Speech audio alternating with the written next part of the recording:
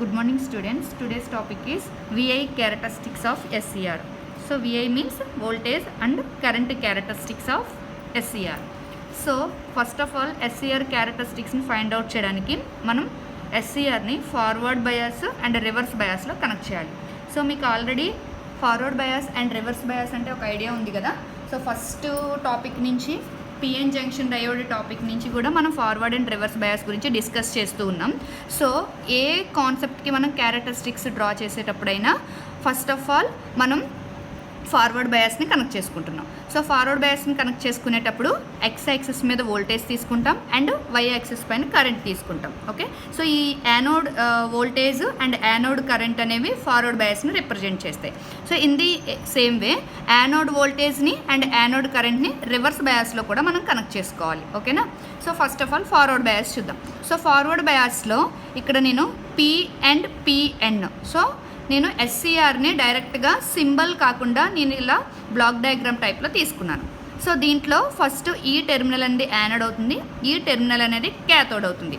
So యానోడ్ని పాజిటివ్కి connect చేశాను అండ్ క్యాథోడ్ని నెగిటివ్కి కనెక్ట్ చేశాను. సో ఇక్కడ మనకి ఈ గేట్ టెర్మినల్ కూడా ఎస్సీఆర్లో వన్ ఆఫ్ టెర్మినల్. సో ఈ టెర్మినల్ని మనం క్యారెక్టరిస్టిక్స్ గురించి డిస్కస్ చేసేటప్పుడు క్లియర్గా చెప్తాను. సో ఫస్ట్ ఆఫ్ ఆల్ మనం యానోడ్ టెర్మినల్ని పాజిటివ్ కనెక్ట్ చేసాం అండ్ క్యాథోడ్ టెర్మినల్ని నెగిటివ్ కనెక్ట్ చేస్తే ఆటోమేటిక్గా ఎస్సీఆర్ అనేది ఫార్వర్డ్ బయాస్లో ఉంటుంది.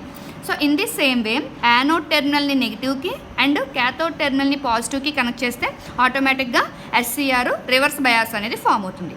సో ఇప్పుడు ఇక్కడ చూడండి, ఫస్ట్ ఆఫ్ ఆల్ నేను రివర్స్ బయాస్ చెప్తున్నాను ఎందుకంటే మీకు రివర్స్ బయాస్ క్లియర్గా అర్థమవుతుంది. First PN junction diode and Jena diodes వీటన్నింటిలోని కూడా మనకి రివర్స్ బయాస్లో కొంచెం సిమిలారిటీస్ ఉంటాయి కానీ ఆటోమేటిక్గా అన్నీ ఒకే ప్రాసెస్లో ఉంటాయి. సో రివర్స్ బయాస్లో మనం ఏం చేస్తున్నామండి, యానోడ్ని నెగిటివ్కి కనెక్ట్ చేసాం అండ్ క్యాథోడ్ని పాజిటివ్కి కనెక్ట్ చేసాం. అంటే ఇక్కడ మనకి ఏమవుతున్నాయండి, ఈ పీ టైప్ మెటీరియల్లో ఉండే హోల్స్ అనేవి నెగిటివ్ ఛార్జ్ క్యారియర్స్ వైపు అట్రాక్ట్ అవుతాయి. ఓకే, అంటే టువర్డ్స్ బ్యాటరీ మూవ్ అవుతాయి. అండ్ క్యాథోడ్ టెర్మినల్ అంటే ఎన్ టైప్ మెటీరియల్లో ఉండే నెగిటివ్స్ అనేవి పాజిటివ్ సైడ్ మూవ్ అవుతాయి. సో ఇక్కడ ఏమవుతుందంటే మనకి రివర్స్ వోల్టేజ్ని ఇంక్రీజ్ చేస్తూ ఉంటే ఆటోమేటిక్గా రివర్స్ కరెంట్ కూడా ఇంక్రీజ్ అవుతూ ఉంటుంది. కాకపోతే ఫార్వర్డ్ బయాస్లో మనం మిల్లీ యాంపియర్స్లో మెజర్ చేస్తాం, రివర్స్ బయాస్లో మైక్రో యాంపియర్స్లో మెజర్ చేస్తాం. సో ఇక్కడ ఏమవుతుందంటే కంటిన్యూస్గా వోల్టేజ్ని ఇంక్రీజ్ చేస్తూ ఉంటే ఒక సెట్ అయిన పాయింట్ దగ్గర మనకి అవలాంచీ బ్రేక్ డౌన్ అనేది జనరేట్ అవుతుంది. సో అవలాంచీ బ్రేక్ డౌన్ అనేది జనరేట్ అయింది అంటే ఇక్కడ మనం క్యారెక్టరిస్టిక్స్ క్యాలిక్యులేట్ చేయడం అనేది ఆఫ్ చేసేయచ్చు. Okay, so next coming to forward bias. So forward bias observe చేస్తే ఇక్కడ నేను కొన్ని డాటెడ్ లైన్స్తో రిప్రజెంట్ చేశాను. సో జాగ్రత్తగా అబ్జర్వ్ చేయండి. ఫస్ట్ ఆఫ్ ఆల్ యానోడ్ వోల్టేజ్ని ఇంక్రీజ్ చేస్తూ ఉన్నా, నెక్స్ట్ ఆటోమేటిక్గా యానోడ్ కరెంట్ కూడా ఇంక్రీజ్ అవ్వాలి. సో ఫస్ట్ ఆఫ్ ఆల్ ఈ VH వరకు చూడండి. సో ఇక్కడ VHని ఏమంటామంటే హోల్డింగ్ వోల్టేజ్ అంటాం, అలాగే IH అంటే హోల్డింగ్ కరెంట్. సో ఇనీషియల్గా యానోడ్ వోల్టేజ్ని ఇంక్రీజ్ చేస్తూ ఉంటే ఆటోమేటిక్గా అంటే చాలా స్లోగా మనకి కరెంట్ అనేది ఇంక్రీజ్ అవుతూ ఉంటుంది. ఓకేనా, ఇదంతా కూడా స్లో కరెంట్ ఇంక్రీజింగ్. సో దీన్ని మనం ఏం చెప్తామంటే SCR ఆఫ్ స్టేట్ అని అంటాం. సో మనకి ఫార్వర్డ్ బయాస్లో యానోడ్ వోల్టేజ్ అప్లై చేసిన వెంటనే, anode voltage is nothing but forward voltage. So forward voltage apply చేసిన వెంటనే మనకి SCR అనేది ఆన్ స్టేట్కి రాదు. అంటే ఇక్కడ మనకి కరెంట్ జనరేట్ అవుతుంది అకార్డింగ్ టు యానోడ్ వోల్టేజ్, కానీ SCR అనేది ఇనీషియల్గా ఆఫ్ స్టేట్లో ఉంటుంది. ఓకే, సో SCR ఆఫ్ స్టేట్లో ఉండేటప్పుడు మనకి up to VBO. So VBO అంటే break over voltage. So VBO అంటే బ్రేక్ ఓవర్ వోల్టేజ్. సో ప్రతి కాంపోనెంట్కి కూడా ఒక లిమిటింగ్ వోల్టేజ్ అనేది ఉంటుంది. సో ఆ వోల్టేజ్ని రీచ్ అయ్యేంత వరకు ఆఫ్ స్టేట్లో ఉంటుంది, ఆ వోల్టేజ్ తర్వాత ఆన్ స్టేట్కి వెళ్తుంది. సో ఇక్కడ లిమిటింగ్ వోల్టేజ్ని SCRకి సంబంధించి ఏమంటామంటే బ్రేక్ ఓవర్ వోల్టేజ్ అని చెప్తాం. సో స్టార్టింగ్ పాయింట్ నుంచి బ్రేక్ ఓవర్ వోల్టేజ్ని రీచ్ అయ్యేంత వరకు కూడా SCR అనేది ఆఫ్ స్టేట్లో ఉంటుంది. ఎప్పుడైతే మనకి బ్రేక్ ఓవర్ వోల్టేజ్ని రీచ్ అవుతుందో ఆటోమేటిక్గా మనకి ఆన్ స్టేట్కి అనేది వెళ్ళిపోతుంది. సో SCRకి 2 స్టేట్స్ ఉంటాయి, of state and on states. ఈ 2 స్టేట్స్ని కూడా మనం ఓన్లీ ఫార్వర్డ్ బయాస్లోనే క్యాలిక్యులేట్ చేస్తాం. సో ఫార్వర్డ్ బయాస్లో క్యాలిక్యులేట్ చేసేటప్పుడు up to break over voltage SCR is in off state. When it reaches the break over voltage it automatically turns on position. Okay na, so this is about the VI characteristics of SCR. So ఇప్పుడు మనం ఈ SCR applications చూద్దాం. So SCR applications వచ్చేటప్పటికి ఏంటంటే మనం నార్మల్గా మీరు short ఆన్సర్స్లో రాయడానికి జస్ట్ ఈ పాయింట్స్ గుర్తుపెట్టుకుంటే సరిపోతుంది. మీకు చాలా రేర్గా ఎస్సీఆర్ అప్లికేషన్ని ఎక్స్ప్లెయిన్ చేయమని లాంగ్ ఆన్సర్ అడుగుతారు. సో షార్ట్ ఆన్సర్ అడిగినప్పుడు just points pulse control circuits, and second one is the 0 point triggering circuits, and third one is trigger circuits, and fourth one over voltage protection circuit, high voltage application. So ఇవన్నీ కూడా మీకు next సెమిస్టర్లో క్లియర్గా వస్తాయండి. ఓకేనా? So వీటిల్లోంచి నేను ఒక application తీసుకొని ఎక్స్ప్లెయిన్ చేస్తున్నాను. సో మీకు క్వశ్చన్ ఎట్లా అడుగుతారంటే explain the SCR applications in detail అంటారు. సో ఏదో ఒక అప్లికేషన్ మాత్రమే డీటెయిల్డ్గా ఎక్స్ప్లెయిన్ చేయమని అడుగుతారండి. సో దానికి మీరు SCR used for power control కింద యూజ్ చేసుకుంటే సరిపోతుంది. So what is power control? So మనం అప్లికేషన్స్లోకి వెళ్ళేటప్పటికి ఏంటంటే పవర్ కంట్రోల్, సో నేమ్లోనే ఉంది.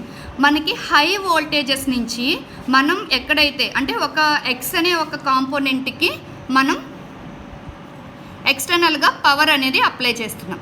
సో అప్లై చేసేటప్పుడు ఇక్కడ పవర్ అనేది నార్మల్గా ఫ్లో అవుతుంది అనుకోండి, ఈ కాంపోనెంట్ అనేది ప్రాపర్గా వర్క్ చేస్తుంది.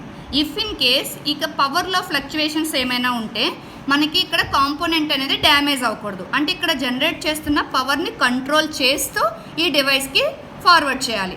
సో ఇలాంటి అప్లికేషన్స్లో అంటే మనకి డివైజెస్ డ్యామేజ్ అవ్వకుండా ఉండడం కోసం మనం యూజ్ చేసేది ఏంటంటే ఎస్సీఆర్. అందుకనే సిలికాన్ కంట్రోల్డ్ రెక్టిఫైయర్ అని చెప్తున్నాం. ఓకే, సో ఇండస్ట్రియల్ పర్పస్ ఎక్కడైనా మనం ఏసీ పవర్ని అప్లై చేసేటప్పుడు మనం ఎస్సీఆర్ని మెయిన్గా యూజ్ చేస్తూ ఉంటాం.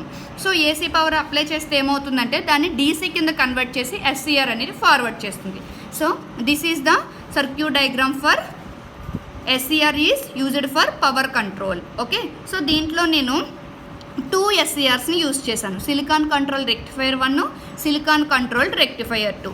సో ఇప్పుడు మనకి 2 SCRస్ని యూజ్ చేసాం కాబట్టి ఈ 2 SCRస్కి 2 డిఫరెంట్ పవర్స్ అప్లై చేయాలి.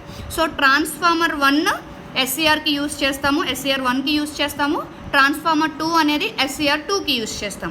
సో నేను స్టార్టింగ్లోనే చెప్పాను ఏసీ సప్లై అనేది మనం SCRకి అప్లై చేస్తున్నాం. సో ఏసీ సప్లై సోర్స్ ఏమవుతుందండి? ట్రాన్స్ఫార్మర్ ఏసీ సప్లై సోర్స్ అనేది అవుతుంది. సో ఇక్కడ T1 అండ్ T2 అనే 2 ట్రాన్సిస్టర్స్ని యూజ్ చేసాం.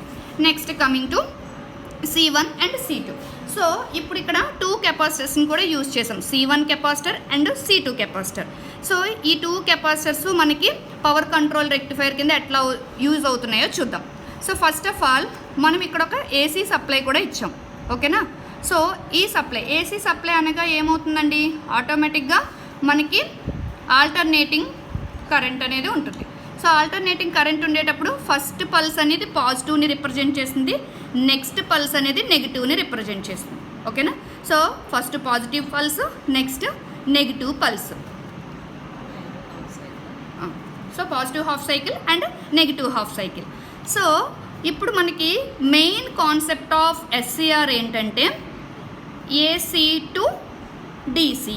సో ఏసీ అంటే alternating to DC direct current. అంటే ఇక్కడ మనం ఎంత వోల్టేజ్ అయితే యూజ్ చేస్తున్నామో సేమ్ వోల్టేజ్ జనరేట్ అవ్వాలి, కానీ ఇక్కడ మనకి డైరెక్షన్ అనేది చేంజ్ అవ్వాలి. సో అది ఎట్లా చేంజ్ అవుతుందో చూద్దాం. So first positive half cycle అంటే మనం అప్లై చేస్తున్న టోటల్ పవర్లో ఫస్ట్ పాజిటివ్ హాఫ్ సైకిల్ని కెపాసిటర్ C1 అనేది యూజ్ చేసుకుంటుంది. సో కెపాసిటర్ C1 ఏమవుతుందండి? కెపాసిటర్ ఆపరేషన్ ఏంటి? Charging and discharging. It is used to stores the energy. So first positive half సైకిల్ని కెపాసిటర్ అనేది స్టోర్ చేసుకుంటుంది. సో ఎప్పటి వరకు స్టోర్ చేసుకుంటుంది? దీని కెపాసిటీ ఫర్ ఎగ్జాంపుల్ 2 మైక్రోఫారడ్స్ అనుకుందాం. సో 2 మైక్రోఫారడ్స్ అంటే ఈ 2 మైక్రోఫారడ్స్కి ఎంత ఎనర్జీని అయితే స్టోర్ చేయగలుగుతుందో ఆ ఎనర్జీని మాత్రమే స్టోర్ చేసుకుంటుంది. సో వన్స్ ఈ ఎనర్జీని అంటే ఈ మ్యాక్సిమం పొజిషన్ రీచ్ అయిన తర్వాత ఆటోమేటిక్గా డిశ్చార్జ్ అయిపోతూ ఉంటుంది. ఓకే, సో ఇక్కడ మనం అప్లై చేస్తున్న ఈ పాజిటివ్ హాఫ్ సైకిల్ని కెపాసిటర్ C1 అనేది ఛార్జ్ చేసుకుంటుంది. నెక్స్ట్ ఛార్జింగ్ తర్వాత నెక్స్ట్ ఆపరేషన్ ఏంటి? డిశ్చార్జింగ్. సో డిశ్చార్జ్ చేసేటప్పుడు త్రూ జీనా డయోడ్ డిశ్చార్జ్ చేస్తుంది. ఓకేనా? డిశ్చార్జ్ చేసేటప్పుడు త్రూ జీనా డయోడ్ని డిశ్చార్జ్ చేస్తుంది. సో ఈ జీనా డయోడ్ని డిశ్చార్జ్ అయ్యేటప్పుడు మనం ఇక్కడ అబ్జర్వ్ చేస్తే ఫస్ట్ ట్రాన్స్ఫార్మర్ని SCR 1కి కదండి కనెక్ట్ చేసాం. సో SCR 1కి కనెక్ట్ చేసాం కాబట్టి ఈ జీనా డయోడ్ ద్వారా డిశ్చార్జ్ అవుతున్న పవర్ అనేది SCR 1 అనేది ఆన్ అయ్యేలా చేస్తుందండి. ఓకేనా?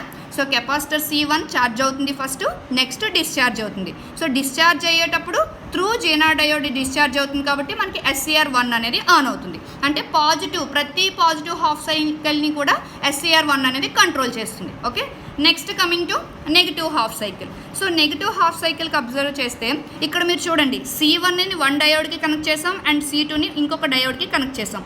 సో C1కి మనం ఫార్వర్డ్ బయాస్ తీసుకుంటాం అండ్ C2కి రివర్స్ బయాస్.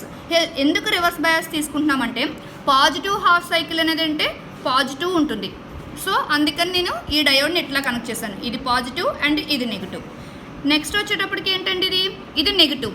సో ఇది నెగిటివ్ కాబట్టి అంటే ఈ టైంలో ఇది ఫార్వర్డ్ బయాస్లో ఉంటుంది, ఇది రివర్స్ బయాస్లో ఉంటుంది. అంటే ఫస్ట్ పాజిటివ్ సైకిల్ అనేది ఈ డయోడ్ని యాక్సెప్ట్ చేస్తుంది. ఓకే, నెక్స్ట్కి వచ్చేటప్పటికి ఇది రివర్స్ బయాస్లో ఉంటుంది, ఇది ఫార్వర్డ్ బయాస్లో ఉంటుంది. ఓకే, సో ఈ కాన్సెప్ట్ అనేది మీకు నెక్స్ట్ సెమిస్టర్లోనే క్లియర్గా అర్థమవుతుందండి. ఇదంతా కూడా మనకి rectifiers, half wave rectifier, full wave రెక్టిఫైర్స్లో క్లియర్గా వస్తుంది. ఓకే, సో సెకండ్ హాఫ్ సైకిల్కి వచ్చేటప్పటికి మనకి ఈ డయోడ్ అనేది ఫార్వర్డ్ బయాస్ వచ్చి C2 అనేది ఛార్జ్ అవుతుంది. సో C2 ఛార్జ్ అయిన తర్వాత వన్స్ ఇది మ్యాక్సిమం పొజిషన్ రీచ్ అయిన తర్వాత ఆటోమేటిక్గా డిశ్చార్జ్ అవుతుంది. సో ఇది డిశ్చార్జ్ అయ్యేటప్పుడు కూడా త్రూ జీనా డయోడే. అంటే ఇక్కడ మనకి C1 అండ్ C2కి రెండింటికి కాంబినేషన్లో జీనా డయోడ్ అనేది యూస్ చేస్తున్నాం.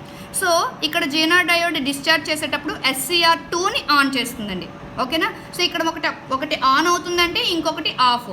ఓకే, సో ఇప్పుడు చూడండి, C1 ఛార్జ్ అవుతుంది